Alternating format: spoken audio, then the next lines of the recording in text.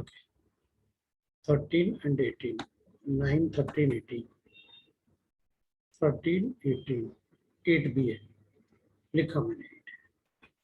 तुम लोग चिंता मत करो, तुमने जो भी लिखेंगे वो सब बताऊंगा। 13 8 13 लिख दिया, 9 भी है 9 लिखा है, 18 लिखा है, 19 लिखना है मुझे, लिख दिया 19 और 2 भी है शायद, 2 and 6 ठीक है वो भी लिखता हूँ,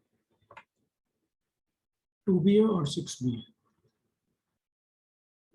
मैंने 2 6 भी लिखा ठीक है। तो ये डिस्कस कर लें अपन, चल 2 से शुरू करते हैं। अच्छा 16 11 12 भी है, 16 11 12 भी है, चलेगा। चलो अब शुरू कर लेते हैं राइट। क्वेश्चन नंबर 2 से चेक करते हैं जल्दी से। A racemic mixture of 2 plus minus 2 phenyl propanoic acid is esterification with alcohol gives the ester। हाँ तो ठीक है ना। तो देखना अपने एक बात बताओ, क्वेश्चन नंबर 2 में अपने पढ़ा ना कि अगर अपने पास कोई एसिड है जो ऑप्टिकली एक्टिव होगा, इसमें ऑप्टिकली एक्टिव कार्बन है, ये प्लस माइनस है, तो मतलब R एंड S होगा, और इसको अपन रिएक्ट करते हैं अगर किसी अल्कोहल के साथ जो ऑप्टिकली एक्टिव है और ये प्योर आइसोमर है सपोज R, तो अपन को मिलेगा ना डायस्टीरियो आइसोमर, एक बार R R मिलेगा, एक बार S R मिलेगा, तो डायस्टीरियो आइसोमर मिलेगा ना। So we get the 2 esters. अब 2 एस्टर जो मिलेंगे अपन को, दे आर डायस्टीरियो आइसोमर्स, तो अपन को क्या बताना है इसमें, produces the 2 esters, mention the stereochemistry of the 2 ester. हाँ तो हो गया ना, ये हो गया। ये अपन क्या करेंगे, एक बना देंगे अपन ये प्लस प्लस, और एक बना देंगे अपन माइनस प्लस, ये हो गया ना stereochemistry of the 2 esters, that's all. So they are diastereoisomers बता दें, दिस इज द स्टीरियोकेमिस्ट्री। इस टाइप का क्वेश्चन तो अपन ने बहुत सारा क्लास में किया है स्टीरियोकेमिस्ट्री। मेरे ख्याल से ये तुमने डाउट तब किया होगा जब मैंने इसको पढ़ाया नहीं था, किसने पूछा था ना सर रेजोल्यूशन पढ़ा दो आप स्टीरियो डायस्टीरियो आइसोमर्स ना, तो अपन ने रेजोल्यूशन पढ़ने के बाद वहां गया था राइट। अब नेक्स्ट क्वेश्चन की बात करते हैं, क्वेश्चन नंबर 5 में मैंने आपको एक क्वेश्चन बताया था लास्ट टाइम, देखना होता क्या है ना। क्वेश्चन नंबर 5 में अगर मेरे पास न्यूमन प्रोजेक्शंस है, ठीक है ना, so the dipole moment of conformers is mu, that is total, will be equal to, that is summation of mu of, that is dipole moment of individual conformer multiplied by the mole fraction of individual conformer, where I will be equal to 1 2 3 कुछ भी लिख सकता है, ठीक है ना। तो वो अपन को गिवन है ये नेट डाइपोल मोमेंट जो है, total dipole moment, net dipole moment अपन ऑब्जर्व डाइपोल मोमेंट लिखा हुआ है वो ऐसे कैलकुलेट करता है। mu observed is the dipole moment, total dipole moment of the mixture, mu I is the dipole moment of the stable isomers, ये stable isomers है, and xi is the mole fraction of the stable isomers। अपने पास stable isomers एक compound दे रखा है, अब अपन question कर रहे हैं, उन्होंने दे रखा है कि एक ZCH2 Z is a compound having stable isomer, इनके stable isomer बनाना है, have stable isomer। अब अपन को एक बात पता है, जो स्टेबल आइसोमर होता है ना, ठीक है ना, stable isomers Newman, draw the Newman projection formula for all the stable isomers, mu observed is 1 D by and anti form का 0.82 उसमें अपन को गिवन है मोल फ्रैक्शंस, और find the gauche form. Now draw the Newman projection of the most stable isomers. चलो ठीक है, अब देख पता क्या गिवन है अपन को, क्वेश्चन में गिवन है, मैंने क्वेश्चन पढ़ना था कि वो पूछ क्या रहा है और अपन को करना क्या है ये देखना था मुझे, ठीक है ना। तो अपन क्या करेंगे, अपन कहेंगे देखो इनके स्टेबल आइसोमर्स जो होते हैं वो ये होते हैं, सबसे ज्यादा स्टेबल तो स्टैगर्ड फॉर्म होता है, एक तो वो, और दूसरा जो स्टेबल आइसोमर्स होता है वो होता है कॉची फॉर्म। एक कॉची फॉर्म बना लेते हैं, ये 2 स्टेबल आइसोमर्स बनते हैं, for any disubstituted conformers. ये स्टैगर्ड है जिसको अपन एंटी फॉर्म भी कहते हैं, और ये गॉची फॉर्म है। ठीक है, अपन फुली इक्लिप्स्ड को 60 डिग्री राइट पे या 60 डिग्री लेफ्ट पे रोटेट करते हैं तो गॉची फॉर्म बनता है। तो अपन कहेंगे ठीक है भाई, म्यू ऑब्जर्व्ड जो है, जो क्वेश्चन में गिवन है वो इसके हिसाब से लिख लेते हैं अपन। तो म्यू ऑब्जर्व्ड इसको एंटी फॉर्म लिख लेते हैं। तो mu anti form mole fraction of anti form plus अपन क्या करेंगे, mu of gauche form and mole fraction of gauche form. ये अपने पास टोटल आएगा फॉर स्टेबल आइसोमर्स। अब क्वेश्चन में अपन को क्या गिवन है कि इनके मिक्सचर का ऑब्जर्व्ड अपन को 1D बाय गिवन है। म्यू ऑफ एंटीफॉर्म मतलब डाइपोल मोमेंट ऑफ एंटीफॉर्म क्या होगा, तो अपन कहेंगे सर ये तो कैंसिल हो गया, इधर ऐसे होगा, z वाला इधर ऐसे होगा, ये इधर होगा तो इससे कैंसिल हो गया, ये उधर होगा तो इससे कैंसिल हो गया, मतलब ये 0 है। और मोल फ्रैक्शन अपन को एंटीफॉर्म का 0.82 गिवन है। हम सबको पता है कि mole fraction, the sum of the mole fraction in a sample is always equal to 1। तो अगर ये 0.82 है तो हमको पता है ये 0.18, मल्टीप्लाई कर लेते हैं। म्यू जी आपसे पूछा गया है क्वेश्चन, तो हो गया ना, ये तो 0 हो जाएगा। So mu G will be equal to 1/0.18। मेरे ख्याल से आपका क्वेश्चन आ गया है ना। वो अपन बता सकते हैं कितना।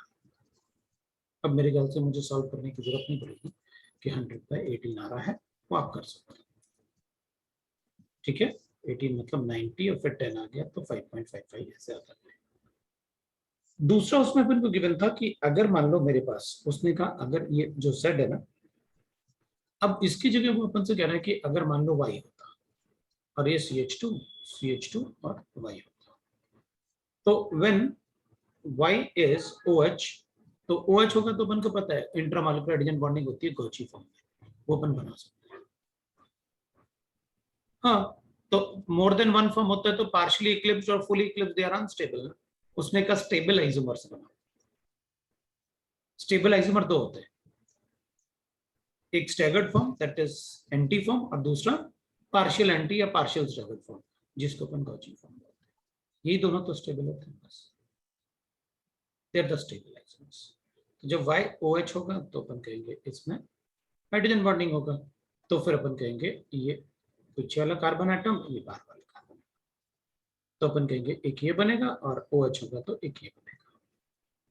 तब अगर OH होगा तो अपन को पता है कि हाइड्रोजन बॉन्डिंग को हमें ज्यादा प्रायोरिटी देना है एज कंपेयर टू स्टैगर्ड, तो इसका स्टेबिलिटी ज्यादा होगा। अगर इसकी जगह CH3 होता तो अपन कहते हैं CH3 लिखेंगे तो फिर स्टैगर्ड वाला ज्यादा स्टेबल होगा OH वाले से, तो अपन ऐसे बता दें।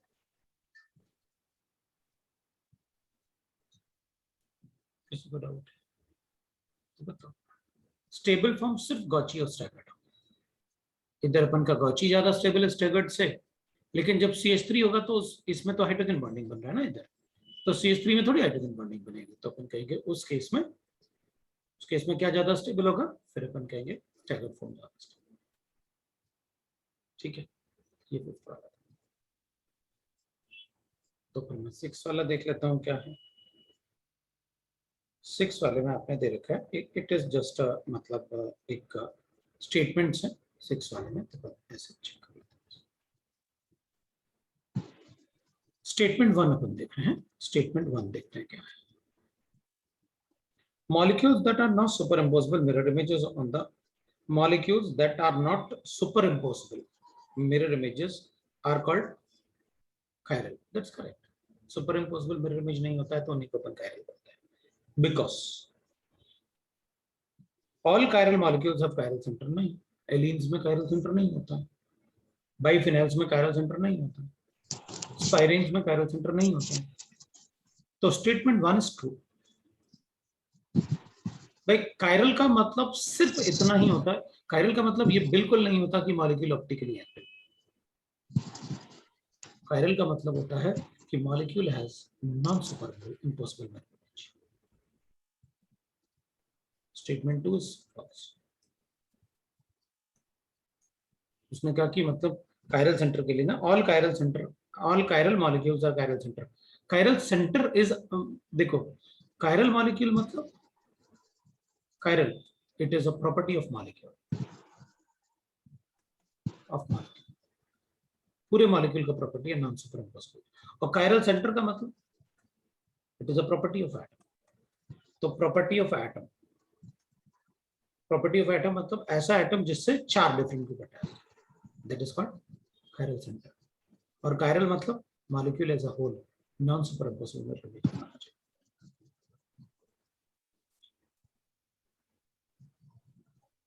अब 8, 9, 11, 12, 13 8 की बात करते हैं।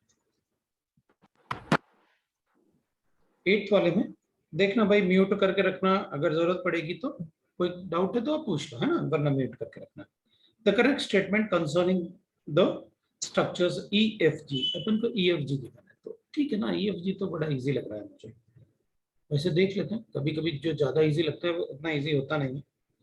तो अपन कहेंगे C डबल बॉन्ड और CH3 है, तो अच्छी बात है। ये E है और F में अपन को गिवन है दैट इज CH3। वैसे मुझे लग रहा था कि इसमें अपन टॉटोमर्स बना सकते हैं, डबल बॉन्ड है तो इधर OH हो जाएगा और नीचे अपन CH3 लिख सकते हैं। ये C2H5 है और ये CH3, तो ये ज्योमेट्रिक आइसोमर तो बन सकता है। तो लेकिन ये दोनों आपस में टॉटोमर्स, ये बिल्कुल साफ साफ दिख रहा है।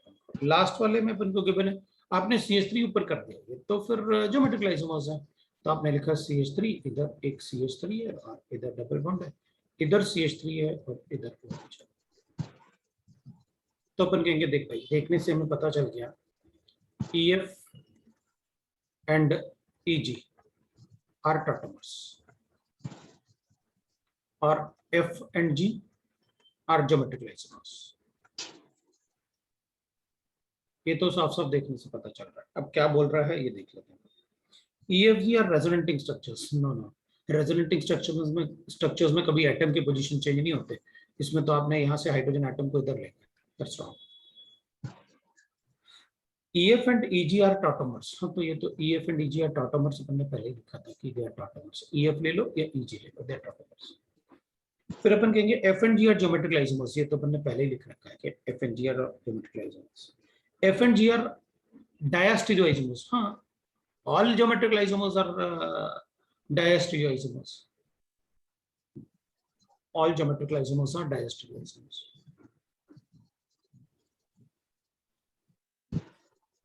किसी में भी 2 स्टीरियो सेंटर होंगे तो मैं इनको डायस्टेरियो आइसोमर बोलूंगा। स्टीरियो सेंटर अपन एक ही काउंट करते हैं इसको, लेकिन यहाँ पर 2 कार्बन ऐसे हैं जिससे मैं सिसो ट्रांस बना सकता हूँ। तो 2 कार्बन सिसो ट्रांस बना सकता हूँ। इसको अगर एक्सचेंज करो आपस में तो भी बनेगा, इसको करोगे तो भी एक्सचेंज बनेगा। तो 2 जगह ऐसी हैं जहां से अपन उसको सिस ट्रांस बना सकते हैं। इस कार्बन के रिस्पेक्ट में भी बना सकते हैं, इसके भी, इसलिए इनको डाया स्टीरियो आइसोमर बोलते हैं। लेकिन एक ही स्टीरियो सेंटर काउंट करते हैं पहले, double bond will be the one stereo centre. So that is 8th वाला। अब अपन 9th वाले की बात करते हैं। 9th में शायद आपने सिर्फ डी पूछा था, लेकिन देख लेते हैं क्या है अपने पास। Given the correct statement about the stereochemistry, it's a very good question. तो अपन देख लेते हैं एक बार। देख भाई, मेरे पास क्वेश्चन, पहले तो मैं कंपाउंड को ऐसे लिखूंगा क्यों, ताकि मुझे पता रहे कि कंपाउंड है क्या है। डबल बॉन्ड CH और इधर नहीं, इधर तो CH है और एक बॉन्ड अपन आगे बढ़ाएंगे ऐसे। तो अगर अपन यहाँ पर लिखेंगे, फिर इसमें OH बना दिया और फिर CH3। अच्छा, ये तो फिर काफी अच्छा क्वेश्चन हो गया। इसमें प्लेन ऑफ सिमेट्री है क्योंकि, है ना, इसमें तो प्लेन ऑफ सिमेट्री है, तो इसमें काफी अच्छा क्वेश्चन हो गया। अब इसमें क्या होगा ना, जैसे अपन कहेंगे total number of stereo isomers possible for the compound, तो अपन कहेंगे 3 स्टीरियो आइसोमर्स। 1, 2, 3। भाई सब लोग म्यूट कर लो अपने आप को, है ना। अगर कोई डाउट होगा तो आप लिख देना, कोई बात नहीं होगा। ये कह रहा है कि सर डायस्टीरियो आइसोमर होगा या नहीं, इसमें बहुत कंफ्यूजन है। नहीं, कंफ्यूजन क्या है डायस्टीरियो आइसोमर्स में, तो चलेगा बाद में, मतलब सीधी सीधी बात है। देख, all geometric isomers are diastereoisomers, मतलब इस बात को ध्यान रखें, उसमें अपन को कोई कंफ्यूजन नहीं होगा। All geometric isomers are diastereoisomers. Isomers are diastereo isomers.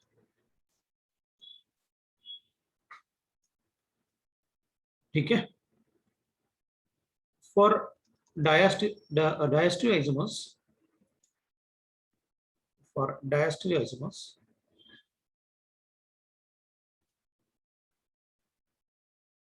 molecule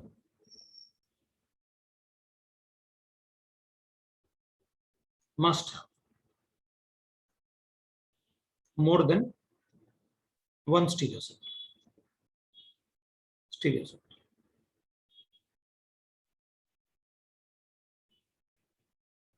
Atoms or chiral center. That is, they may or may not be optically active, or may not be optically active. मतलब उनको optically active होना जरूरी नहीं. They are not mirror images of each other. Mirror images of each other. They are different isomers.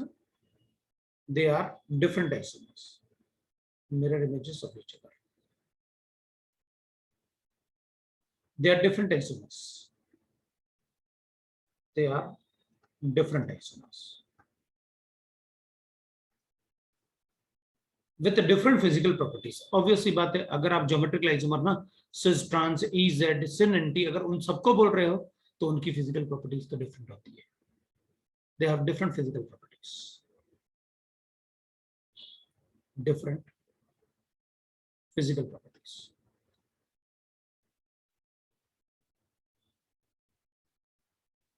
Boiling point, melting point, solubility, etc. इसका मतलब मैं उनको fractional displacement से सेपरेट कर सकता हूँ. इसका एस्टिमेट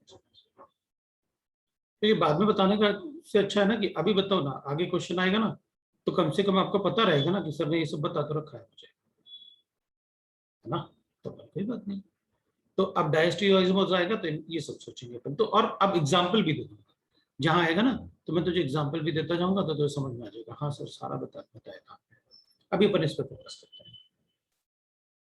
अब इसमें अपन क्या करेंगे ना, जैसे अपन को पहले एक बार इसको बना, इसमें अपन इंफॉर्मेशन लेते हैं कि भाई आप सर इसमें मुझे क्या क्या बता सकते हो. पहले आप वो बताओ, उसके बाद फिर ऑप्शन पढ़ना. आप मुझे इसमें क्या क्या बता सकते हो. अब देख इसमें अपन क्या करेंगे. It has pass. So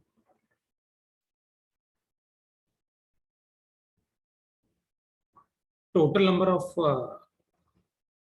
stereoisomers, है ना. अगर अपन को टोटल नंबर ऑफ स्टीरियोइसमर्स काउंट करने हैं तो मैं ऐसे करूंगा इसमें. अब ना बहुत बड़े क्वेश्चंस नहीं होते, आप बना भी सकते हो. इसमें आरएस ले लो, इसमें इजेड ले लो. आप क्या करो, इसमें ऐसे बना लो जिसमें इसमें भी आर ले लो, इसमें भी आर ले लो, इसमें जेड ले लो. तो R Z R S Z S R Z S S Z R. ठीक है. फिर अपन इसे बनाते हैं R E R S E S R E S और एस ई आर. ये कॉम्बिनेशन बनेंगे. अभी जैसे मान लो देखो इधर और इधर है, तो जब ये आर आर बनेगा तो ये ऐसे रहा होगा. पहले वाले की बात कर रहा हूं, ये ऐसे रहा होगा आर आर. जेड अपन को पता है सिस.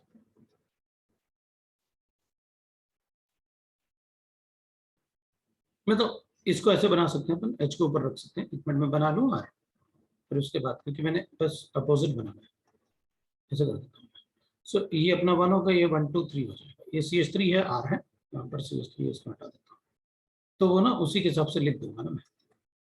जैसे ये वाला आर है ना, ये वाला बना रहा हूँ मैं जेड. अब इधर EZ आप बना सकते हो, दोनों हाइड्रोजन एक ही तरफ, वो जेड हो गया. तो आर मतलब 1 2 3 ऐसे आर हो गया. और इधर आर का मतलब हो गया इधर 1 2 3 1 2 3, तो ये एस होगा. तो इधर एस और इधर एच. इसमें प्लेन ऑफ सिमेट्री नहीं होगा, क्योंकि आप ऐसे बनाओगे ना वो एच ऊपर है, इधर वो एच नीचे, तो ये आर है और ये आर है। अब अगर ऐसे होगा तो ये ऊपर होगा और ये नीचे होगा तो ऐसे होगा, इसका मिरर इमेज। लेकिन अगर ये आर है और इसको एस बनाना है तो ओ एच ऊपर रहना चाहिए। अब देखना ये आर हो गया, तो जब अपन इसका मिरर इमेज बनाएंगे मतलब ये एच नीचे आएगा, ये एच ऊपर जाएगा, तो ये वाला हो जाएगा। इसमें प्लेन ऑफ सिमेट्री नहीं थी, इसमें भी नहीं थी, अब इस दोनों में प्लेन ऑफ सिमेट्री है। मतलब अगर मैं ओ एच ऊपर लिखूंगा और इधर भी ओ एच ऊपर है तो प्लेन ऑफ सिमेट्री आएगा ना। तो इन दोनों में प्लेन ऑफ सिमेट्री है, मतलब दे आर आइडेंटिकल।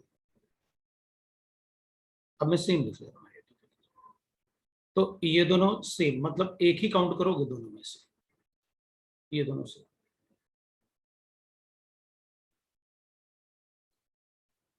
तो अपन कहेंगे टोटल आइसोमर्स कितने हो गए, 1 2 3 4 5 6 6। तो अपन कहेंगे सर वो तो मैं फॉर्मूले से भी कैलकुलेट कर लेता हूँ, बिल्कुल कर लेते हैं। Number of stereoisomer 2 to the power of n minus 1 plus 2 to the power of n by 2 minus 1 by 2 करते हैं ना सिर्फ साथ। लेकिन अगर कोई छोटा मोटा मॉलिक्यूल है ना, आप बना के देखो ऐसे, मतलब इट विल बी बेटर कि अपन बना लें, क्योंकि अपन कोई रिस्क नहीं लेंगे, अपन ऐसे ही बना सकते, ठीक है, फॉर्मूले से भी कर सकते हैं। अच्छा दूसरा, अब मैं इसमें लिखूंगा, जैसे अब मुझे बताना है कि अगर मुझसे कोई पूछेगा अच्छा सर इसमें ऑप्टिकली एक्टिव बताओ कितने हैं, तो अपन कहेंगे ऑप्टिकली एक्टिव बता देंगे, कोई बात नहीं,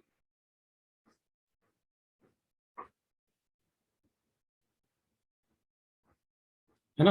अब ऑप्टिकली एक्टिव, अब अबे ये दोनों सेम हुए ना, ले आर एस बना, तो कह रहा सर ये दोनों सेम कैसे हुए बताओ, ये आर है, ये एच हो गया, ये ले, ये ऑप्टिकली एक्टिव इनएक्टिव है, पास है ना इसमें। तो इसका जो मिरर इमेज बनेगा वो भी तो ऐसे ही होगा, इसका मिरर इमेज ऐसे हो जाएगा तो ऐसा हो जाएगा, ये भी ऑप्टिकली इनएक्टिव है। और अपन को एक बात पता है कि किसी भी दो स्ट्रक्चर में आपस में कोरिलेट करने के लिए आप किसी को भी उसी प्लेन में कितना भी रोटेट कर सकते हो। चल इसको 180 रोटेट कर दे, ये आर एस था, ये एस आर है, ठीक है। अगर इसको 180 रोटेट करेगा तो क्या होगा, ये दोनों सेम ही तो है, ऑप्टिकली इनएक्टिव है ना, क्योंकि एक्टिव होते हैं तो अलग अलग स्टीरियोइसोमर होते हैं, इनएक्टिव होते हैं तो अलग अलग थोड़ी होता है। इसको घुमा दे 180, इसके जैसे ही तो बने, तो ये बिल्कुल ऐसे ही तो हो गया जैसे अपन टार्टरिक एसिड लिखते हैं, इसमें प्लेन ऑफ सिमेट्री है, इसका एक ही स्टीरियोइसोमर काउंट करना है, इसका मिरर इमेज काउंट नहीं करना। लेकिन अगर ऐसे लिखोगे तो अपन कहते हैं दो काउंट करना है इसको, ये ऑप्टिकली एक्टिव, ये ऑप्टिकली एक्टिव है, ये सी एच, इसको दो काउंट करना डी है, और इसमें मीजो है एक ये। अगर मैं कहूंगा नहीं नहीं मैं तो इधर भी बनाऊंगा, तुम बताओ क्या कर लोगे, क्या करेंगे भैया, वो दोनों एक ही तो है, अपन कहेंगे ये थोड़ी ऑप्टिकली एक्टिव है, नहीं नहीं मैं तो इसको भी ऑप्टिकली एक्टिव बताऊंगा, नहीं, दे आर आइडेंटिकल, है ना, ये दोनों क्योंकि इसमें भी दोनों से है। अच्छा दे आर आइडेंटिकल, समझ गया, चल ठीक है। अब उसने कहा ये तो total number of stereo isomers हैं, अब total number of stereo isomers में अपन कहेंगे कि भाई इसको, अरे चलो हटा देता हूँ, क्या फर्क पड़ेगा, चलेगा ना, वो सेम है, मैंने बता दिया क्योंकि वो सेम है, आपको मैं डिस्कस कर चुका हूँ कि ये दोनों सेम है। तो अपन ने 6 काउंट कर लिया, तो नंबर ऑफ ऑप्टिकली एक्टिव, ये तो आइडेंटिकल है क्योंकि प्लेन ऑफ सिमेट्री होगी, ये दोनों मीजो है ना, इसलिए सेम, दोनों ही मीजो, इसलिए तो ऑप्टिकली इनएक्टिव था, ये ऑप्टिकली इनएक्टिव है, ये ऑप्टिकली इनएक्टिव है, या मीजो, तो फिर ये 4 ऑप्टिकली एक्टिव, ये वाले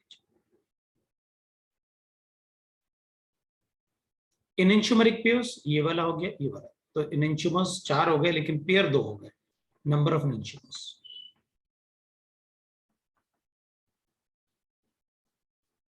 इनएंशियोमेरिक पेयर 2 हो गए, एक ये वाला एक ये वाला। तो अब देखता हूं, मैं क्वेश्चन बताता हूं कि क्वेश्चन में क्या पूछ रहा है वो मुझसे, ठीक है। अब देखते हैं अपन कि क्वेश्चन में क्या पूछा है मुझसे। क्वेश्चन में पूछा था टोटल नंबर ऑफ स्टीरियोइसोमर्स 6, वो कैलकुलेट किया था। Total number of diastereoisomers is 3। कोई डायस्टीरियोइसोमर्स तो इससे ले लेते हैं अपन। तो 1 2 3 4 हो गए, 3 से तो ज्यादा बन रहा है। So number of diastereoisomers 4।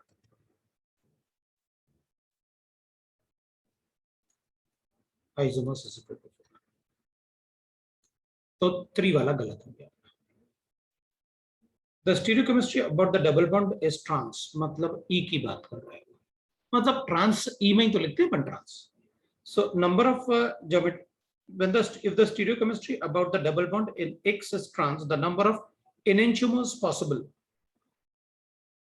is 4। नहीं भाई, enantiomer एक ही है, मतलब 2 enantiomer possible है बस। नंबर ऑफ enantiomer एक पेयर नहीं कहा उसने, enantiomer का 2 है पॉसिबल। चाहिए तो ले लो वो आंसर। तो आपने 4 लिखे, गलत। डी वाला, if the stereochemistry about the double bond is cis, मतलब अब आप इसकी बात कर रहे हैं cis, then the number of enantiomers possible is 2। हाँ ये करेक्ट, पेयर 2 है और एनेंशियोमर्स 4 थे, मैंने आपको बताया था, ये 2 और ये 2। तो उसने कहा जब सिज है तो 2 एनेंशियोमर्स होंगे, जब ट्रांस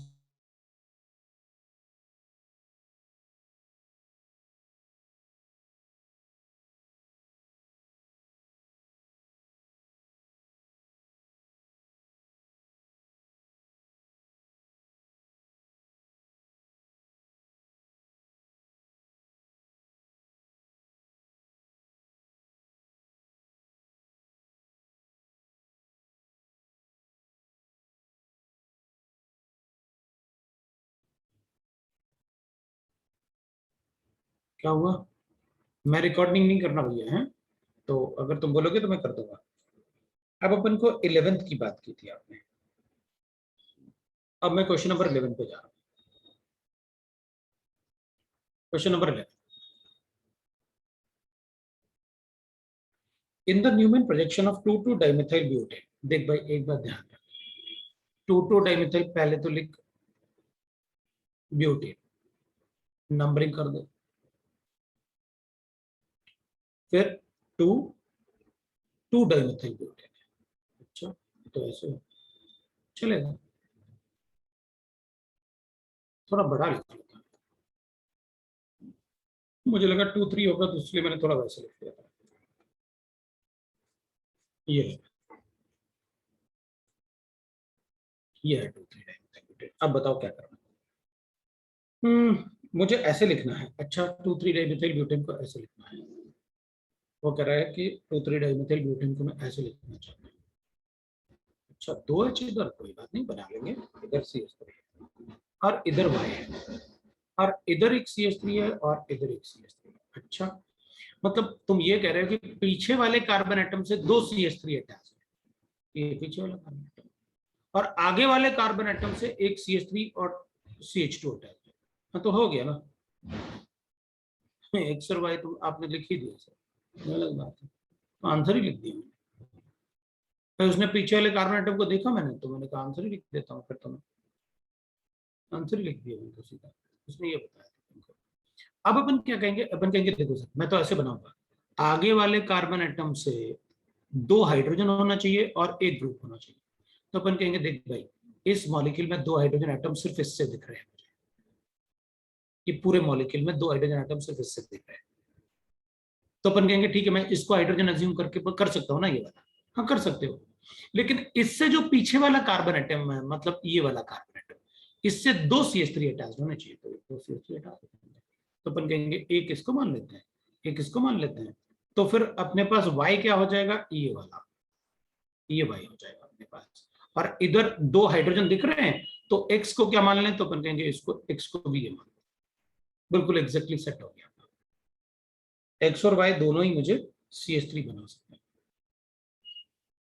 तो अपन कहेंगे अच्छा एक बात बताओ, अगर मान लो मैं इसको सी, भाई नंबर ऑफ कार्बन एटम अपन करते हैं ठीक है ना, अब नंबरिंग करेंगे अपन, ये 1 है, ये 2 है, इससे एक CH3 हटा जाए, पीछे वाला 2, या इसको रहने देते हैं, इसको नंबरिंग नहीं करते हैं, इसको नंबरिंग करते हैं। क्योंकि अपन एक बार चेक भी कर लेंगे कि नंबरिंग हमारी सही है कि नहीं। अपन कहेंगे ये 1 है, ये 2 है, ये 3 है, ये 4 है। तो अपन कहेंगे देखो सर, अपन ने किसको y लिखा है, ये तो ये हो गया 1 और ये 2 पीछे वाला कार्बन एटम, ये 3 और ये 4 हो गया, ये हो गया 2 डाइमेथाइल ब्यूटेन। ठीक है, तो अपन क्या कहेंगे, इसमें अपना आंसर हो जाएगा दैट इज CH3 और CH3 दोनों आंसर हो जाएंगे। अब अपन क्या कर सकते हैं, इसमें और कोई आंसर हो सकता है, तो अपन कहेंगे इसमें स्टार लगा हुआ है, more than one option correct है। मैं कोई और बना सकता हूँ क्या? हम्म, हम्म, हम्म, हम्म, मुझे 2 हाइड्रोजन चाहिए इससे। अगर मैं यहाँ इन दोनों में बना दूं तो, इन दोनों में बना दूं तो इसको हाइड्रोजन ले लेता हूँ, ये 1 का, ये 4 वाला कार्बन एटम, तो एक बार बना के देख लेता हूँ अगर पॉसिबिलिटी है। क्योंकि एक तो ये हो गया अपना पीछे, एक तो ये बन गया है अपने पास, ये जिसमें ये बना अपने पास क्या, इसको लिखा अपन ने CH3 और इसको भी लिखा अपन ने CH3, एक तो ये बन गया अपने पास है दोनों CH3। अब अपन एक बार और बना के देख लेते हैं, अगर बनेगा तो ठीक है, नहीं बनेगा तो नहीं। इधर अपन करते हैं, इधर CH3 अपने पास, इधर CH3 अपने पास, तो मैं इसको क्या लिख लूं, इसको भी अगर मान लो ये वाला कार्बन एटम है तो नीचे वाले को भी CH3 लिख दूं तो, हाँ तो वो तो लिखा ही है आपने। कुछ और बना सकते हैं तो बताओ, कुछ और बना सकते हैं अपन तो बताएंगे, ठीक है ना। अपन कहेंगे कुछ और बना सकते हो तो बताओ, राइट। तो अपन कहेंगे कुछ और बना सकते हो तो बताओ भाई। तो अपन कहेंगे मान लो मेरे पास एक और मुझे लग रहा है कि इन दोनों में अगर बनाए मैं इसको ऐसे करूँ, ये वाला कार्बन एटम ले लेता हूँ बाहर,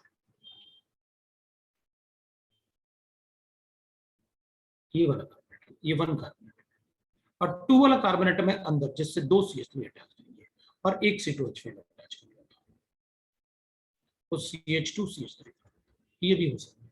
मतलब मैं इसको ले लूँ H, X को ले लूँ H और Y को ले लूँ ये भी बन रहा है, हो गया, ये भी बन सकता है भाई। इन दोनों में बनाओगे तो ये बने C1 C2 से, और इसमें अपन ने बनाया C2 C3 से, ये C2 C3 से बनाया, और ये अपन ने C1 C2 से, ये बन जाए, बाकी नहीं बन सकती, बाकी नहीं बन रहे। अब 12th की बात करते हैं, समझ में आया ना। इस टाइप के क्वेश्चन तो क्लास में भी करते हैं, मतलब मैं उस टाइप के क्वेश्चन अपन आइसोपेंटेन वगैरह ऐसा, हाँ बनेगा ना वो सब, फर्स्ट को सबसे आगे मान के लिखा ना।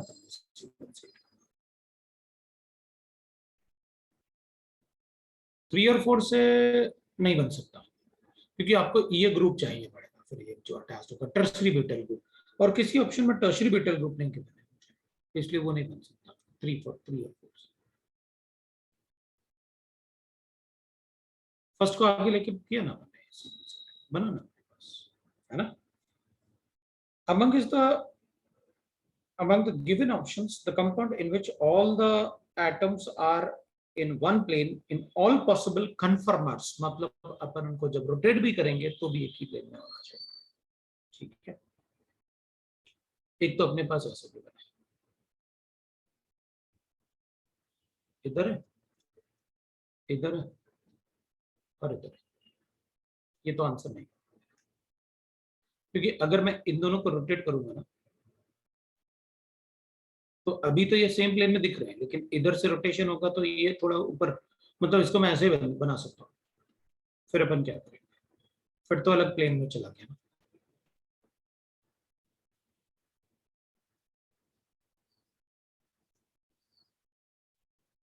ऐसे बना सकते हैं। फिर अपन कहेंगे फिर तो ये अलग प्लेन में चला गया,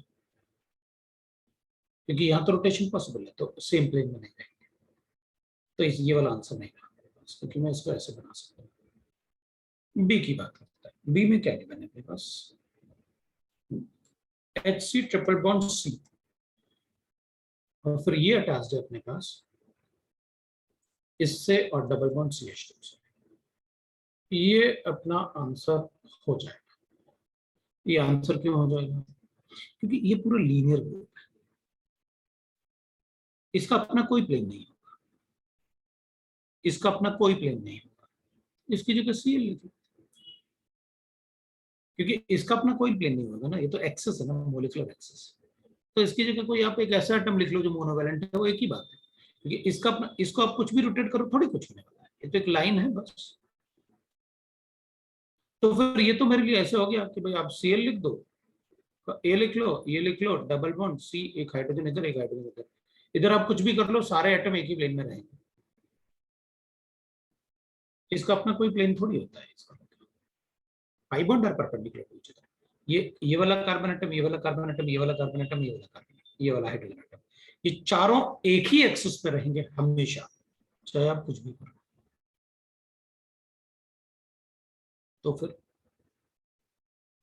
तो फिर ये सारे एटम हमेशा एक ही प्लेन में रहेंगे, ये सारे एटम हमेशा एक ही प्लेन में। तो ये वाला तो हो जाएगा। अब सी की बात करते हैं। सी में क्या है? सी तो वैसे प्लेन है, ये लिखा डबल बॉन्ड ओ, भाई ये तो लीनियर है, एक ही मॉलिक्यूलर एक्सिस, मतलब जो भी रोटेट होंगे ये तीनों हमेशा एक ही लाइन में रहेंगे, आप रोटेट करते रहो, रोटेट होंगे तो ये दोनों हमेशा रोटेट करते रहेंगे इनके साथ। तो ये sp2 हाइब्रिडाइज्ड है, ये sp है, ये भी तो sp था, इसलिए तो मैंने कहा था उनका अपना कोई प्लेन नहीं है, इसलिए तो कहा मैंने कि इसका अपना कोई प्लेन नहीं है, ये तीनों हमेशा एक ही प्लेन में रहेंगे, और जिस प्लेन में ये सिग्मा बॉन्ड है उसी प्लेन में ये दोनों रहेंगे। तो आप इसको कितना भी रोटेट करो, ये सभी एटम एक ही प्लेन में रहेंगे हमेशा, क्योंकि ये तीन एटम, दोनों कार्बन एटम और ये ऑक्सीजन, ये हमेशा एक ही लीनियरली ही रहेंगे, तो it is a straight line.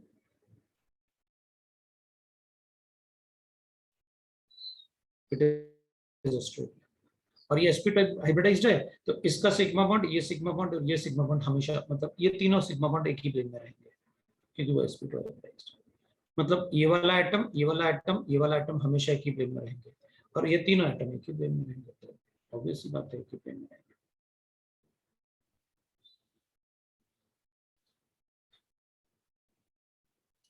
B में रोटेशन होगा, लेकिन वो यहां से रोटेट करने की बात करेगा, ये वाले कार्बन कार्बन बॉन्ड, इस वाले कार्बन कार्बन बॉन्ड में रोटेशन पॉसिबल है ना, जैसे इस वाले कार्बन कार्बन बॉन्ड में रोटेशन।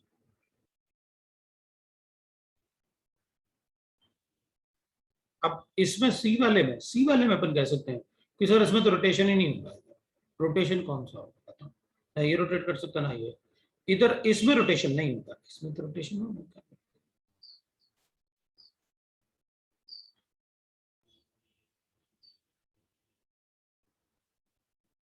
अब ये क्वेश्चन पूछूंगा तुमसे, ये तो एलिन्स है, और एलिन्स में अगर even number of double bonds है, then we'll say that कि उस केस में तो the terminal groups are in the different planes, ये दोनों हाइड्रोजन एटम और ये दोनों हाइड्रोजन एटम डिफरेंट प्लेन में होंगे, ये अगर ऐसे है तो इसका पाई बॉन्ड ऐसा होगा, perpendicular to the hydrogen atom, it will be like this.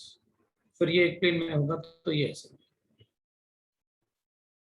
So hydrogen atoms are in the different plane, ये तो एलिन्स है, ये तो पहले ही नॉन प्लेनर है, बाद में रोटेशन क्या करें, तो मॉलिक्यूल ही नॉन प्लेनर।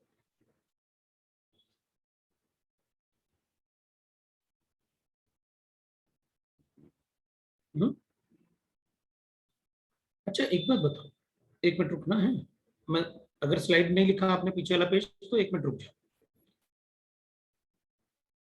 आपको ट्रू फॉल्स दे रहा हूँ, एक है एग्जांपल ले रहा हूँ, all the carbon carbon bonds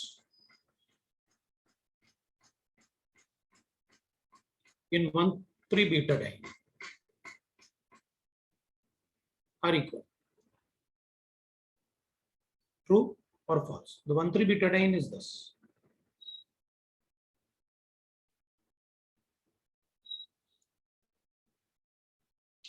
true लिखें या फॉल्स लिखें?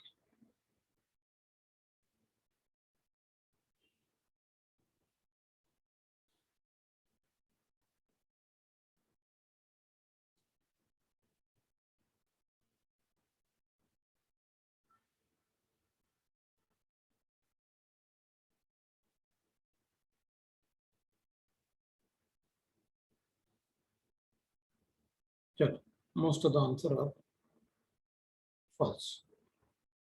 सो फिर मुझे कोई प्रॉब्लम नहीं, इट इज फॉल्स। तो अपन ने लिखा ये फॉल्स है, बिकॉज इसमें अगर कॉन्जुगेशन करेंगे ना अपन डबल बॉन्ड में, तो कॉन्जुगेशन में इट इज मीसोमेरिक। जब भी कोई पॉजिटिव चार्ज अपीयर या डिसअपीयर होगा ना कॉन्जुगेशन में, दैट इज कॉल्ड मीसोमेरिक। क्योंकि रेजोनेंस फिनोमेना में कभी पॉजिटिव नेगेटिव अपीयर नहीं होते, जितने होते हैं पहले उतने ही रहते हैं। और मीसोमेरिक में कभी बॉन्ड लेंथ इक्वल हो ही नहीं सकती, रेजोनेंस फिनोमेना में बॉन्ड लेंथ इक्वल होता है, मीसोमेरिक में कभी नहीं। So it's mesomeric. और यही तो था यहाँ पर कि ये वाला सिंगल बॉन्ड है, मतलब ऐसा नहीं है कि इसमें चेंज नहीं आएगा, चेंज तो आएगा भाई। अपन ऐसे तो लिखेंगे इसका, इसका रेजोनेंस हाइब्रिड में ऐसे तो लिखूंगा,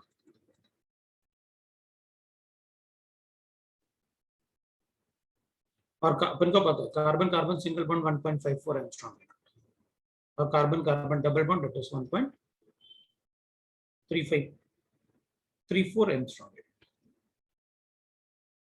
तो ठीक है, यहाँ पर जो डबल बॉन्ड सिंगल बॉन्ड में कन्वर्ट होगा ना, वैसे होता है, दैट इज 1.354 एंगस्ट्रॉम। थोड़ा तो बड़ा, बट ज्यादा नहीं बड़ा। इसमें ये सिंगल बॉन्ड था ना जो 1.54 की जगह 1.47, they are not equal, different. ये ऑलमोस्ट सिंगल बॉन्ड जैसे ही है, तो फिर रोटेशन पॉसिबल है। ये वही तो था 1,3 बीटा,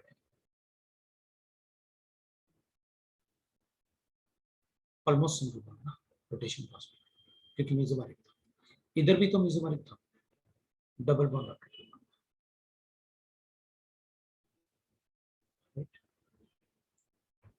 क्वेश्चन नंबर 13 वाले में number of optically active products obtained from the complete ozonolysis of the given compound। तो ठीक है ना, कंप्लीट ओजोनोलिसिस मतलब अपने पास कंपाउंड ऐसे गिवन है, डबल बॉन्ड है, CH है, इधर अपन ऐसे लिख लेते हैं CH3 है, इधर हाइड्रोजन है, इधर फिर CH डबल बॉन्ड है, CH है, और फिर अपने फिर इधर H लिखा, और इधर अपने CH3 लिखा, इधर CH है, डबल बॉन्ड है, CH है और CH3। अगर अपन चेक करें तो इसमें ना ये भी कायरल सेंटर है, ये भी कायरल सेंटर है, ये भी स्टीरियो सेंटर है, ये भी स्टीरियो सेंटर है, 1 2 3 4 5, 2 टू द पावर ऑफ 5। इसमें प्लेनर सिमेट्री पॉसिबल है, हाँ पॉसिबल है, पॉसिबल है, और 5 है ऑड नंबर, तब total stereoism 2 to the power of n - 1 -1/2। तो ठीक है, अगर अपन ओजोन रेसिस करते हैं, ओजोन रेसिस का मतलब पहले इसको ओजोन से रिएक्ट करो, उसके बाद इसको जैसे जिंक और वाटर से रिएक्ट करना होता है, तो ये ओजोन रेसिस होता है सेकंड स्टेप। तो इसमें ओजोन रेसिस में क्या करना होता है अपन को, जो डबल बॉन्ड है ना, उनको ऐसे ब्रेक करके ओजोन से, ऐसे डबल बॉन्ड को ब्रेक करके दोनों तरफ ऑक्सीजन ऐड कर दो, ये ओजोन रेसिस होता है। बना देते हैं, इधर CH3 CHO, फिर O CHO, C, इधर CHO बन गया, फिर ये भी CHO बन गया, ये भी CHO बन गया, सब CHO बन गए, तो अपने पास प्रोडक्ट मिला CH3 CH डबल बॉन्ड, और ये प्रोडक्ट मिलेगा डबल बॉन्ड ब्रेक होके ऑक्सीजन लग गया, इधर हो गया CH और फिर C, इधर हो गया CH3, इधर हो जाएगा H और इधर हो जाएगा CH। फिर ये वाला तो O double bond CH C, इधर हो गया H और इधर हो गया CH3 और इधर हो गया CH, और इधर ये हो गया O double bond CH CH। अब अगर अपन चेक करेंगे तो ये ब्रेक हुआ तो ये बना, इसमें कायरल सेंटर नहीं है, इसमें ये दोनों सेम है, so there is no chiral centre, there is no chiral centre, क्योंकि ये दोनों सेम है, ये भी कायरल सेंटर नहीं होगा और इसमें भी नहीं, zero is the answer, answer zero. Complete ozonolysis मतलब सारे डबल बॉन्ड्स, और ओजोन रेसिस में डबल बॉन्ड हो, सारे रिएक्ट करते ही करते हैं, ozone is a very strong oxidising.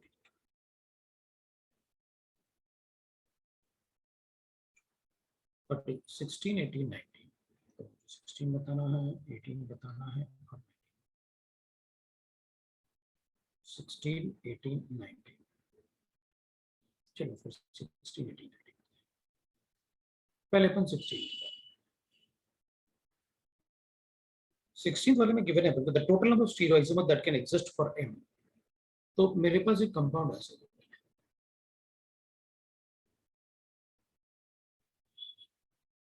इधर एक ब्रिज है इसमें, इस पे 2 सीरीज है, इधर डबल बॉन्ड O है, इधर भी सीरीज है, ठीक है। इसको थोड़ा अच्छे से बना देता हूँ। एक्चुअल में ये ऐसे है, सब बोट फॉर्म, ये उस पर ब्रिज है बोट में, इधर एक CH3 है और इधर एक CH3, इधर आप डबल बॉन्ड ले रहे हो और ब्रिज के एक तरफ इधर CH3।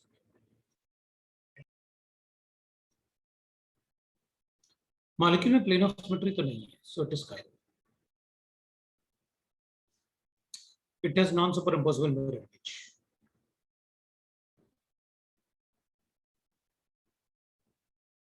Impossible mirror image.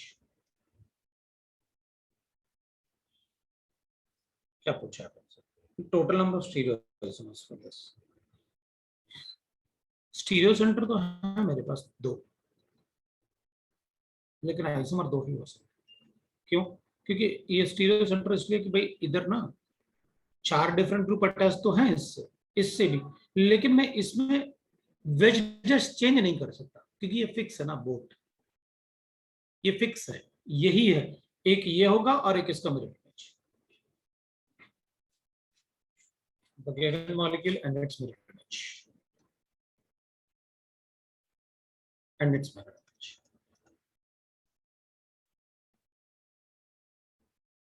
बस, क्योंकि मैं इसमें और कुछ चेंज नहीं कर सकता, मैं इसको ऐसे नहीं ले जा सकता ना कि CH3 एक बार उस तरफ हो गया, इसको इधर खींच के ले आओ, कुछ नहीं कर सकते आप, ये फिक्स स्ट्रक्चर है, ये दोनों कायरल सेंटर है आपके पास, ये और इसका मिरर इमेज ले लो, उसके अलावा कुछ नहीं कर सकते।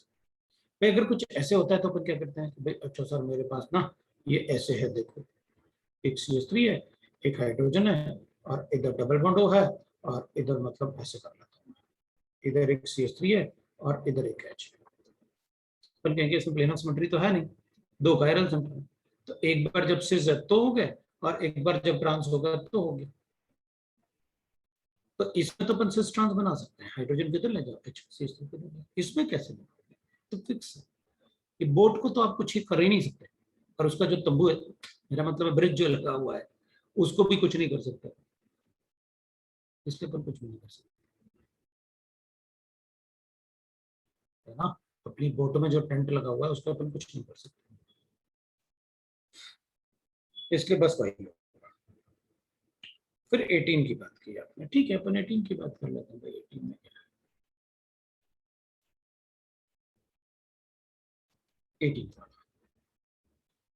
18 वाले में for the given compound X the total number of optically active CO isomers is, ठीक है देख लेंगे अपन क्या है। मुझे एक 5 मेंबर रिंग गिवन है और इसमें मुझे OH गिवन है,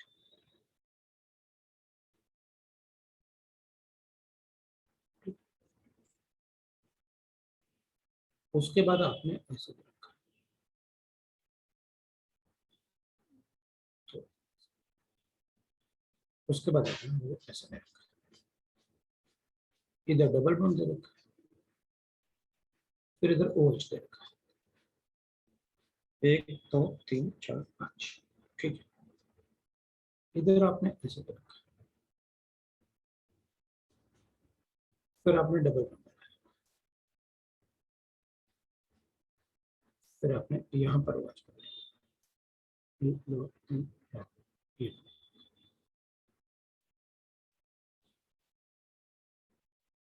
हाँ हो सकता ना, बगैर बोर्ड बनाए, 2 कायरल सेंटर है, आप वेजिटेशन नहीं कर सकते इसमें, आप कुछ भी नहीं कर सकते, ये और इसका मिरर खत्म। वो इसलिए मैंने ऐसे बना के आपको जानबूझ के बताया है, क्योंकि कुछ स्टूडेंट पता क्या करते हैं, वो कहते हैं एक कार्बन इधर है, एक कार्बन इधर है, एक कार्बन इधर है और एक कार्बन इधर है, और वो पूरा पंगा करते इसलिए मैंने इस ब्रिज को आपको बना के बताया ताकि आप इस कार्बन को ना बनाओ, नहीं तो बहुत सारा स्टूडेंट उस कार्बन को बना के पूरा पंगा कर देते हैं, इसे इधर बना के, वहां कार्बन नहीं होता, वहां ऐसे होता है ना। इसलिए मैंने वो जानबूझ के बताया था ताकि आपको याद रहे कि ऐसे 6 कार्बन एटम में अगर ब्रिज बनाएंगे तो वो बोट में टेंट लगा रखा है हमने अपने बोट में, ठीक है ना। अब देखते हैं हम क्या करना है। अब देखो यहाँ पर ना अपन को 2 टाइप के बॉन्ड दे रखे हैं। वो कह रहे हैं कि भाई देखो जो ये वाले बॉन्ड है ना, ये वाले बॉन्ड, ठीक है, वो कह रहे हैं जो ये वाले बॉन्ड है वो अपन ऐसे कर लेते, दिस टाइप ऑफ बॉन्ड मतलब ये वाला, this type of bond indicates that the configuration of the specific rotation and the geometry of the double bond is fixed, ठीक है। तो ये फिक्स है, यहाँ कोई सीजर ट्रांस नहीं हो सकता, ये फिक्स है, ये फिक्स है, ये फिक्स है, इधर ये भी फिक्स है, इधर फिक्स है, मुझे लगता है दिस टाइप ऑफ बॉन्ड, ये ऐसे ऐसे जो है ना अर्थवर्म जैसे। So this type of bond indicates that the configuration at the specific carbon and the geometry of the double bond is not fixed, ये वाली फिक्स नहीं है।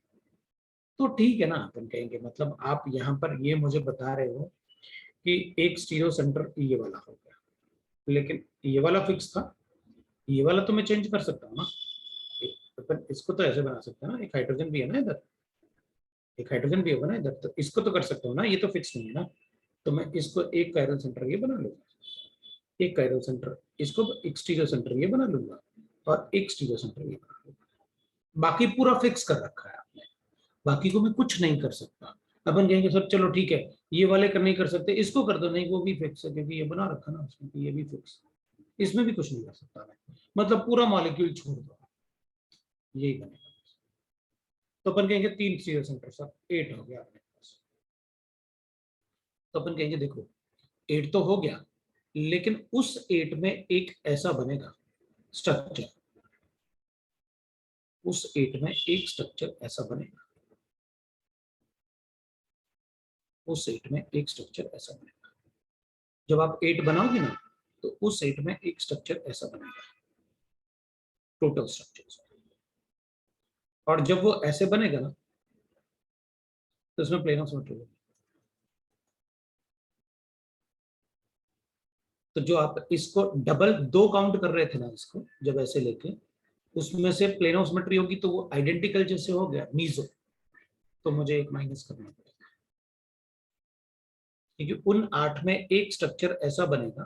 भाई आप इनके स्ट्रक्चर बनाने में 3 स्टीरियो सेंटर है ना, तो 3 स्टीरियो सेंटर में आप 4 स्ट्रक्चर बनाने वाले हो, 4 में से 3 1 मतलब ए बी और सी, ये इसका मिरर इमेज तो डीएल बना दूंगा, ये इसका मिरर इमेज डीएल बना दूंगा, ये इसका मिरर इमेज डीएल बना दूंगा, लेकिन जो डी है ना वो मीजो आ रहा है, तो मैं इसके दो इसके दो इसके दो इसके दो काउंट नहीं कर पाऊंगा क्योंकि उसमें प्लेन ऑफ सिमेट्री होने चाहिए थे तो 8, क्योंकि एक कायरल सेंटर था, दूसरा स्टीरियो सेंटर है और दूसरा एक और स्टीरियो सेंटर, 3 स्टीरियो सेंटर है, तो 2 to the power of n लेना चाहिए मुझे, तो आना चाहिए 8, लेकिन 8 में से एक ऐसा होगा जो मीजो रहा होगा तो वो आइडेंटिकल होगा, इसलिए अपना आंसर होगा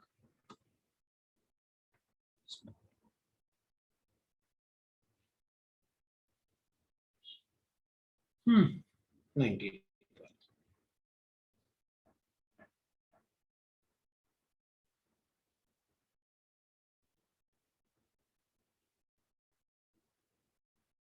अब अपन कहेंगे और अगर बनाना है ना, तुम कहोगे कि नहीं सर मैं 8 बनाऊंगा इनके, तो बना लेना कोई बात नहीं, इधर से इधर से और इधर से।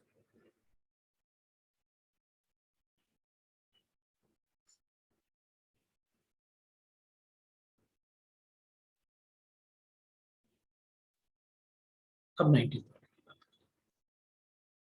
19 वाले में आपने मुझसे कहा है total number of isomer considering both structural and stereo of cyclic ethers, मुझे भाई साइक्लिक ईथर्स चाहिए, cyclic ethers of with the molecular formula C4H8, C4H8O, ठीक है।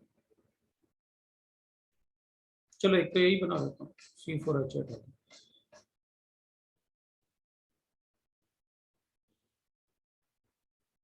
एक ये, क्योंकि 1 DU तो है इसमें, इसलिए मैंने ऐसे बना, एक ये बना लेता हूँ।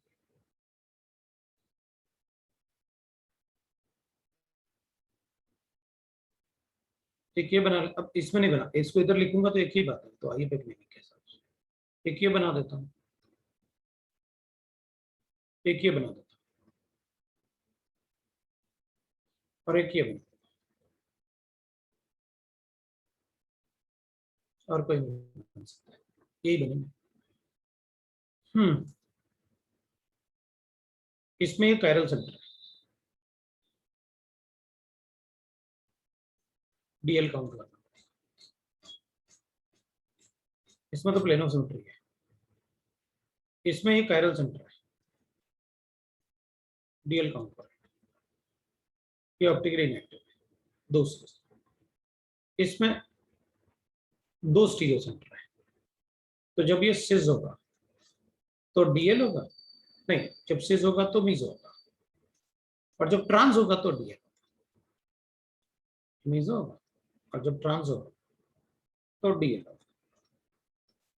तो इसके मुझे 3 काउंट करने हैं, तो कितने हो गए, इसका 1 काउंट करूंगा, इसके 2 काउंट करेंगे, इसका 1 काउंट करूंगा, इसके 2 काउंट करूंगा, और इसका 1 काउंट करूंगा, इसके 3 काउंट करूंगा, कितने हो गए टोटल,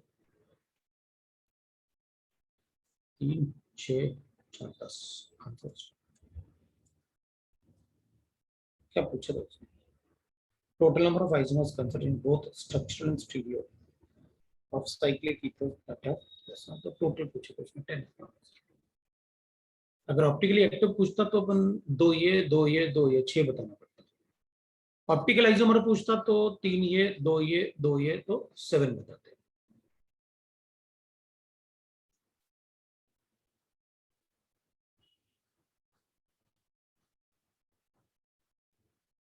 ठीक है, अब आप मुझे पार्ट 2 बताओ,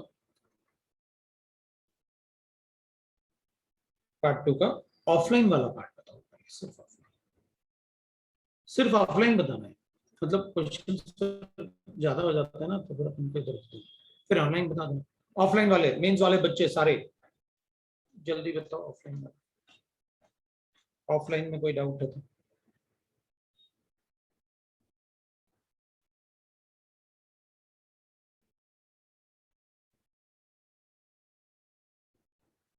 ऑफलाइन वाले कोई डाउट नहीं,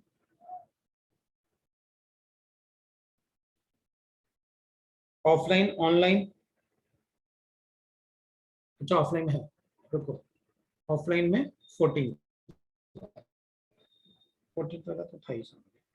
out of the following the alkene which can exhibit optical isomer, हो जाएगा। आपको आई पे लिखना नहीं आता क्या, देख ले, 3 मिथाइल पेंटोइन, 1 2 3 4 5 वर्ड रूट, पेंटोइन का मैं फिर नंबरिंग कर दूंगा 5, और पेंटोइन मतलब डबल बॉन्ड होती है। अब क्या लिखा आपने, 3 मिथाइल, इस पे ज्योमेट्रिकल आइसोमरिज्म हो जाएगा, लेकिन अपन से पूछा क्या ऑप्टिकल, ये ऑप्टिकल नहीं होगा, ये हो गया। बी की बात करते हैं, 4 मिथाइल पेंटवानिन, तो 1 2 3 4 5, ये डबल बॉन्ड हो गया, और 4 मिथाइल मतलब इधर CH3, ये भी नहीं होगा, तो ज्योमेट्रिकल भी सोल्व नहीं कर सकता। फिर 3 मिथाइल पेंटवानिन, 1 2 3 4 5, पेंट हो गया, 1 हो गया इन, और 3 पे मिथाइल, ये हो गया। इस पे क्या आंसर, ये आंसर।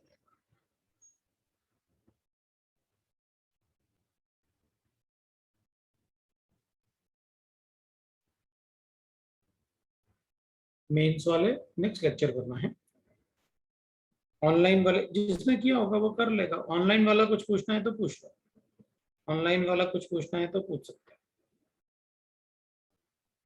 ऑनलाइन में कोई डाउट है तो आप पूछ लो, अदरवाइज अपन बता सकते हैं। कोई हो गया फोर्थ वाला, ना ना मेंस की शीट में, फोर्थ वाला, अरे फोर्थ वाला है कहाँ ऑनलाइन में, अच्छा है ना फोर्थ वाला, सेकंड एंड फोर्थ, सेकंड भी है और फोर्थ भी है। एक मिनट में सेकंड भी देख लेता हूँ, फोर्थ भी देख लेता हूँ, चल सेकंड भी देख लेता हूँ, चलेगा चलेगा चलेगा। सेकंड में the optically active compound in the following, again the same thing ना, मुझे लगता है कि वो स्ट्रक्चर बना 2 क्लोरोपेंटेट, तो पेंटेन मतलब 1 2 3 4 5 नंबरिंग कर दो और 2 पे क्लोरो, ये ऑप्टिकली एक्टिव है, करेक्ट है। द ऑप्टिकली इनएक्टिव चाहिए अपन को, तो ये मतलब एक्टिव है, बी चेक करते हैं। बी वाले में गिवन है अपन को दैट इज 2 क्लोरोप्रोपेनल, प्रोपेनल का मतलब 1 2 3 और 2 क्लोरो का मतलब ये, इसमें 2 CH3 एक जैसे, ऑप्टिकली इनएक्टिव। तो नहीं, प्रोपेनल कहा है उसमें, तो डबल बॉन्ड हो चाहिए, तो ऑप्टिकली एक्टिव हो जाएगा, क्योंकि ये भी अलग हो गया, ये भी अलग हो गया, और ये H हो जाएगा और ये CN हो गया, चारों डिफरेंट ऑप्टिकली एक्टिव। प्रोपेनल कहा था, वो प्रोपेन था। सी एक्चुअली कैसे बनाते हैं स्ट्रक्चर वो बता रहा था। जैसे सबसे पहले क्या करो, वर्ड रूट लिखो, जैसे 2 क्लोरो 2 मिथाइल ब्यूटेन, तो पहले ब्यूटेन लिख दो, ब्यूट। अब नंबरिंग करो, अब उसके बाद 2 पे क्लोरो लगा दो, लगा दिया, फिर उसके बाद 2 पे मिथाइल भी लगाओ, मिथाइल भी लगा दिया। हाँ, तो इस पे तो ये भी मिथाइल है और ये भी मिथाइल है, तो दो एक जैसे हो गए, तो ऑप्टिकली नेगेटिव। अब डी की बात, फिर अपन कहते हैं 2 क्लोरोब्यूटेन, 2 क्लोरोब्यूटेन का मतलब हो गया ये, तो इधर हो गया CN, तो ये 4 डिफरेंट हो गए ऑप्टिकली एक्टिव, ये वाला आंसर हो गया, right.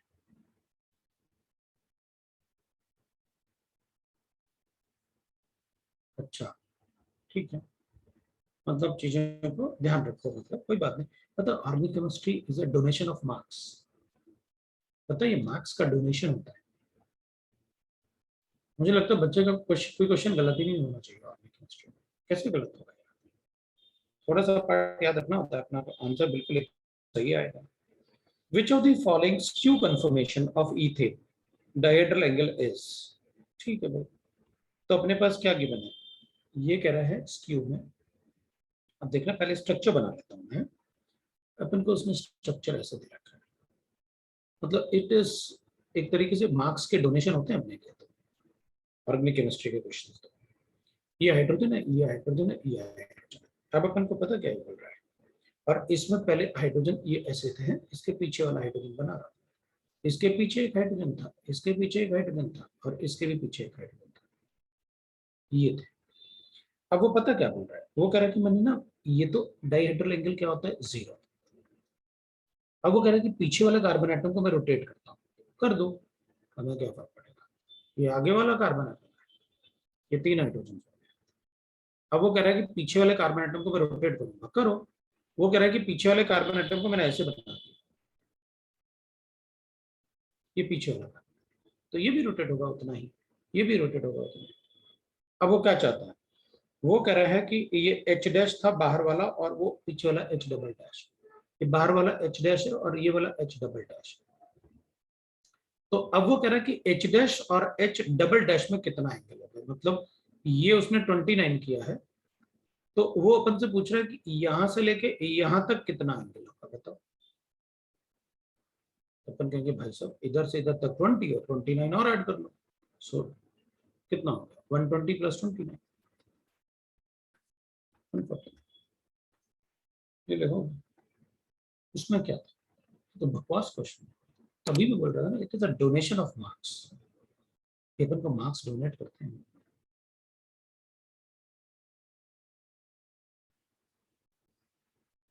So this is right now about that questions of means.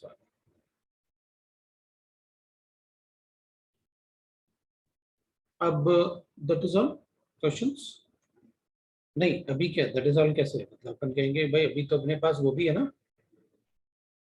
Exercise 2 का,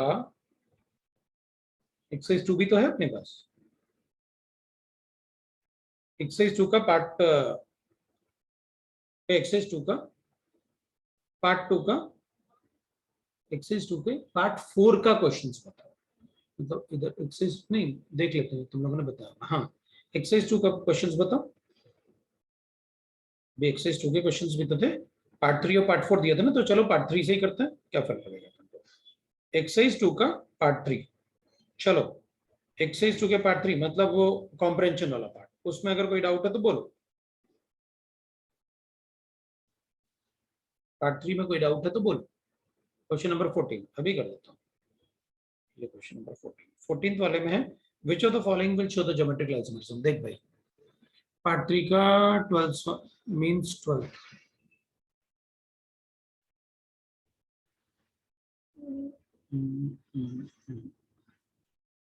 14 12 3 4 9 3 4 9 हो गया। और ये पार्ट 3 का मेंस का 12th वाला।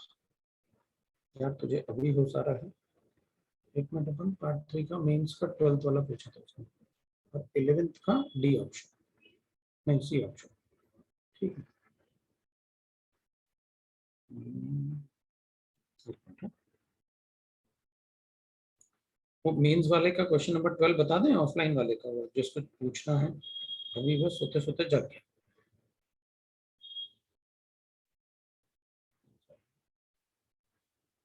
ना टाइम तक सो रहा था तो।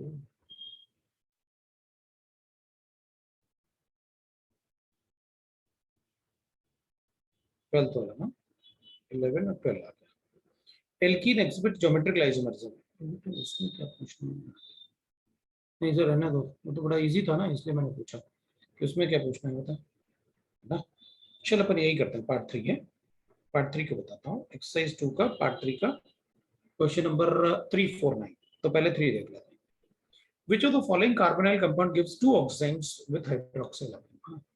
उसमें क्या है, अनसिमेट्रिकल ले लो, तो जो एल्डिहाइड ले लो या कीटोन ले लो तो अनसिमेट्रिकल, एनी एल्डिहाइड।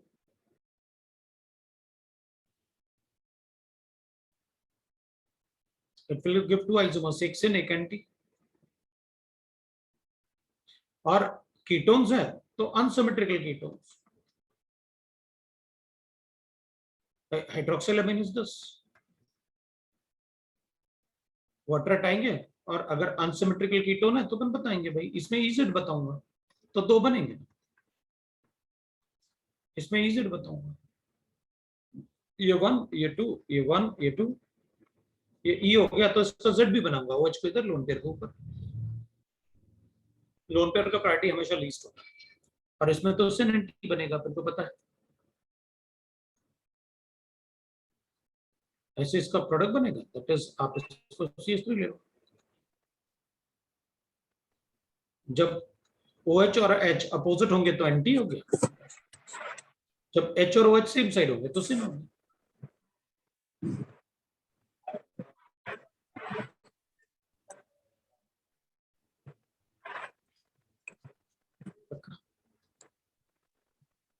फोर्थ वाला, फोर्थ वाले में गिवन है, देखो भाई विनायक, देखो युवराज नायक, म्यूट करो। अपन को फ्यूमरिक एसिड गिवन है, दिस इज फ्यूमरिक एसिड, और ये मैलिक एसिड है। इसी का मैलिक का एनहाइड्रेट बनता है, एनहाइड्रेट बनने का मतलब दोनों एक ही तरफ होते हैं, सो ये मैलिक एसिड है, और ये फ्यूमरिक एसिड है। स्ट्रक्चर पता होता तो शायद तुम नहीं पूछते। ये ट्रांस है, ये सिस है। कॉन्फिगरेशनल आइसोमर्स ऑब्वियसली बात है, all stereoisomers are configurational isomers, stereoisomers भी दिया।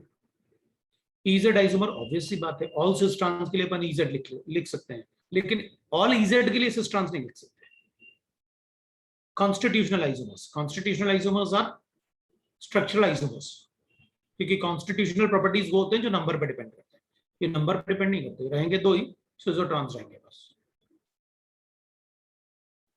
So answer is ABC।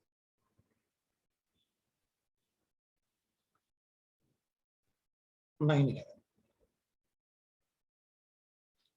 Ninth में जो गिवन है दैट इज एक कंपाउंड गिवन है, और इसमें है फिशर प्रोजेक्शन बनाना है इसका कंपाउंड का, कैसे रिप्रेजेंट करेंगे, चलेगा कर देंगे, हमें क्या फर्क पड़ेगा, चलो कर देते हैं। तो अपन कहेंगे भाई ठीक है, हमें क्या फर्क पड़ेगा।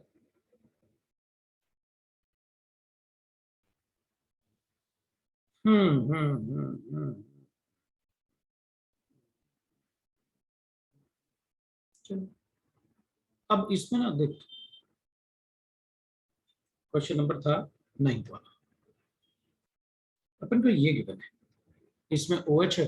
कभी भी किसी को देख के ये नहीं बताना कि वो कैसे, ये इधर है वो उधर है, ऐसे क्वेश्चन करना। C2H5 इधर मेरे पास ये गिवन है ऐसे, है ना, ये गिवन है मेरे पास ऐसे, एक हाइड्रोजन है और इधर मेरे पास CH3 और इधर OH। तो अपन क्या करेंगे, अपन तो RS कॉन्फ़िगरेशन चेक कर लेंगे। 1 2 3 R, इधर 1 2 3 S, मतलब ये मीजो कंपाउंड। अगर ऐसे मिले ना, फट से टिक कर देना, जिसमें प्लेनो सिमेट्री हो ना उसको फट से टिक कर देना। पहले वाले में पॉसिबल है क्या? नहीं यार, एक C2H5 है, प्लेनो सिमेट्री तो हो ही नहीं सकती, सब गड़बड़ हो गया, सारे ही चेक करने पड़ेंगे। चल पहले वाले को देखते हैं। OH 1 2 3 ऐसा रहा है, R हो गया ऊपर वाला, जिसपे अब ये भी ध्यान रखना है कि जिसपे C2H5 है उस पे R है, ये बात ध्यान रखना, नहीं तो यही बात गड़बड़ करोगे तो। और जिसपे CH3 है उस पे S है, इस बात का ध्यान रखना। तो अपने पास अपन क्या करेंगे, ये हो गया 1 2 3 S, C2H5 है उस पे R और S, अपन को ऐसे बताना पड़ेगा। अब इसमें वो नहीं है तो अपन बता देंगे। तो अब अपन अपन क्यों बनाए, क्योंकि मुझे लगा प्लेन ऑफ सिमेट्री है, अपन फटाफट बना देंगे। इसमें प्लेन ऑफ सिमेट्री पॉसिबल ही नहीं है। अपन तो ऑप्शन से देखेंगे, ए ऑप्शन C2H5 वाला 1 2 3 ए सारा R लिखना है क्योंकि हाइड्रोजन हॉरिजॉन्टल पे है। दूसरा वाला नीचे वाला 1 2 3 R आ रहा है, एस लिखना पड़ेगा क्योंकि हाइड्रोजन हॉरिजॉन्टल पे है। ये सही है। बी वाला चेक करते हैं। अब बी वाला एक बना के देख लेता हूँ, क्योंकि मतलब ऐसा ना हो तुम सोचो सर आप ही पढ़ रहे हो, हमें नहीं पता, कैसे आप बोल देते हो R आ रहा है ऐसे हो गया, ऐसे ऐसे थोड़ी होता है। हमको बताओ पहले कैसे किया आपने, एक कर लेते हैं ना, क्योंकि तुमको ही पता रहेगा ना सर क्या कर रहे हैं। जैसे अपन यहाँ लिखेंगे ये C2H5 वाला, ये 1 2 3 एस आ रहा है, लेकिन हाइड्रोजन हॉरिजॉन्टल पे, क्योंकि वो मेरी तरफ है तो मैं उल्टा लिखूंगा। तो ये हो जाएगा 1 2 3 एस आ रहा है। इधर वाले में ये 1 2 3 CH3, हाइड्रोजन को काउंट ही नहीं करेंगे, जो लोएस्ट प्रायोरिटी है उसको नंबर नहीं करना। मैंने आपको बताया था, ये 1 ये 2 ये 3, सो आर आ रहा है, लेकिन हाइड्रोजन हॉरिजॉन्टल पे उल्टा लिखूंगा एस हो गया, ये आ रहा है, ये भी सही है ना, बड़े मजेदार। ठीक है, चलो देखते हैं। अब सी वाले को मैं डायरेक्टली कर सकता हूँ, तुम खुद ही कर सकते हैं, मेरी जरूरत ही नहीं है। सी वाले में है ना, इधर H है, इधर OH है और इधर C2H5 है, राइट ना? ठीक है, इधर H है, इधर CH3, इधर OH है। अब आप क्या करोगे, 1 2 3 R आ रहा है, R ही लिखूंगा क्योंकि ये हमसे दूर है, वो वर्टिकल ग्रुप है। इधर वाले में लिखते हैं, इधर उल्टा लिखूंगा क्योंकि हाइड्रोजन हॉरिजॉन्टल पे है। 1 2 3 R आ रहा है, ऐसे लिखूंगा, ये भी सही है।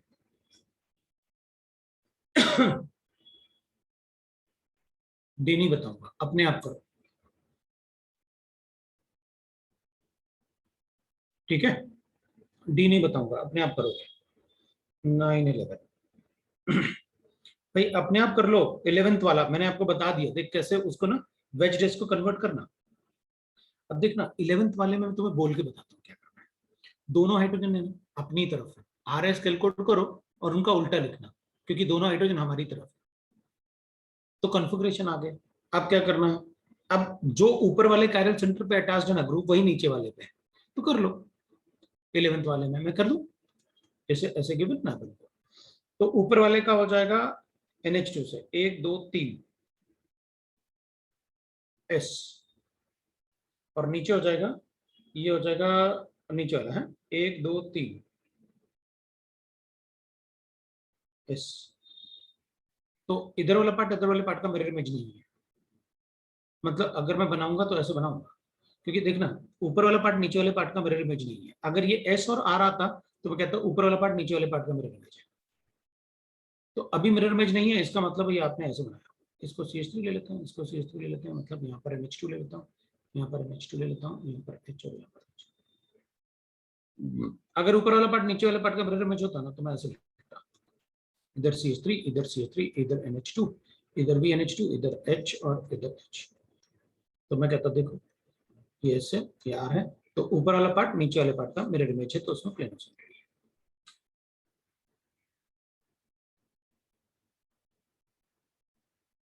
समझा ना? ये तो बड़ा इजी सवाल हो जाएगा। अब देखते हैं कौन सा क्वेश्चन पूछा है। फिर 11, 12 एंड 14, तो 12 की बात। अच्छा, the relation between these two, भाई RS कॉन्फ़िगरेशन कैलकुलेट कर लो, ऐसा कुछ भी नहीं कहना कि ये है। वैसे देखा जाए तो इसमें प्लेन ऑफ सिमेट्री कभी हो ही नहीं सकती, क्योंकि प्लेन ऑफ सिमेट्री अगर इन चारों ग्रुप में से, जैसे ऊपर लिखा हुआ है COH, नीचे लिखा है ester, how can there will be a plane of symmetry? क्योंकि ये दोनों तो अलग अलग है। अब आप ऐसे भी लिखोगे तब भी प्लेन ऑफ सिमेट्री नहीं है इसमें तो। लेकिन आप रिलेशन कैसे बताओगे? तो अपन कहेंगे सब साफ साफ दिख तो रहा है, आपने ऐसे देखो ना, आपने ऐसे किया है, दूसरा कंपाउंड जो बनाया है, एक कंपाउंड आपने ऐसे बनाया है।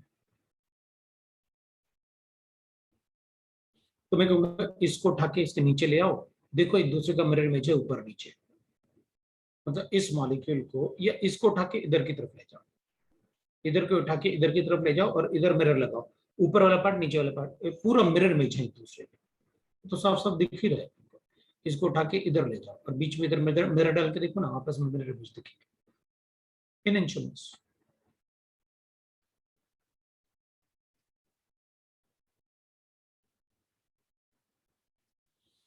फोर्टीन वाला, 14th वाले में अपन को गिवन है, देख भाई सीधी सीधी बात है, अगर एलीन्स है फॉर ज्योमेट्रिकल आइसोमरिज्म ना, number of double bonds odd होने चाहिए। तो अगर number of double bond odd होंगे तो ही बताओ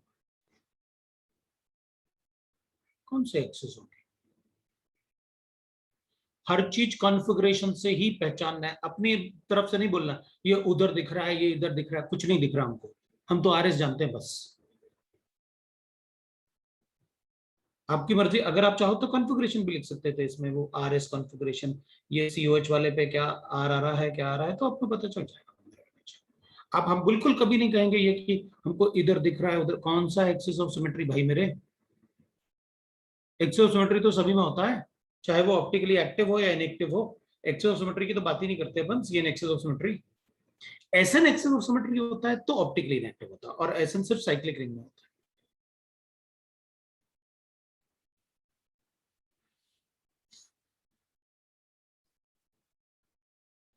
ठीक है ना? चलो 14 वाले की बात। तो पहले वाले में 1 2 3 ऑड नंबर डबल बॉन्ड है, ज्योमेट्रिक आइसोमरिज्म होगा, ए वाला करेक्ट हो गया।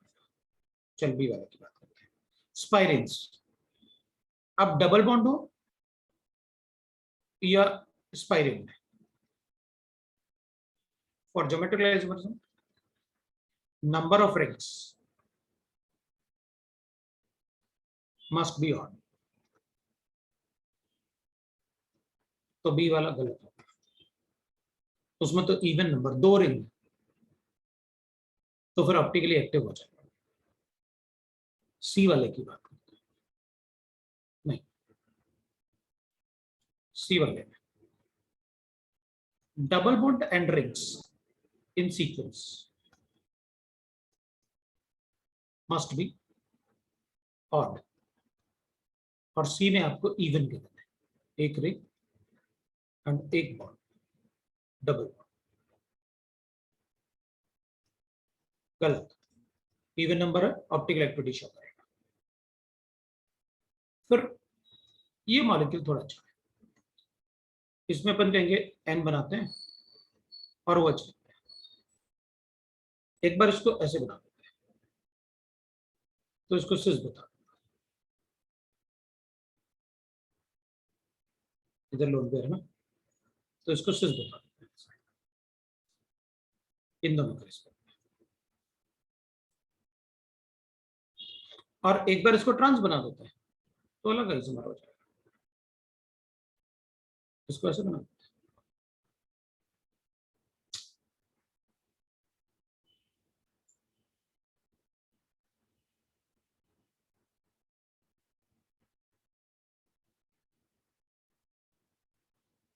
इसको मैं एक और इजी तरीके से बता सकता हूँ, सबको एक ही तरफ बना दो, मतलब राइट राइट, इसको भी राइट बनाओ।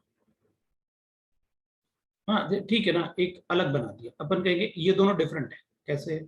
अब मैं इसको बना देता हूँ वैसे, मतलब डबल बॉन्ड एन, इसको भी राइट बनाओ, डबल बॉन्ड एन, इसको भी राइट बनाओ, और इधर भी डबल बॉन्ड एन और इसको भी राइट बनाओ। ये सारे के सारे एक ही तरफ हो,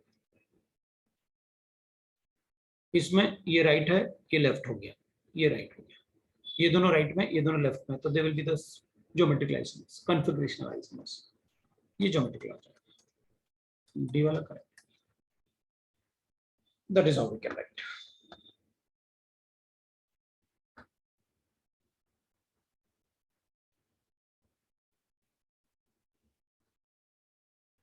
यस, ये लो भाई, अब अपना पार्ट 4 बचा हुआ है और पार्ट 1 2 आपका होमवर्क है, और पार्ट 4 बचा हुआ है। पार्ट 1 2 आपका होमवर्क, एक्सरसाइज 2 का पार्ट 1 2। सो आज फिर इतना ही पढ़ते हैं।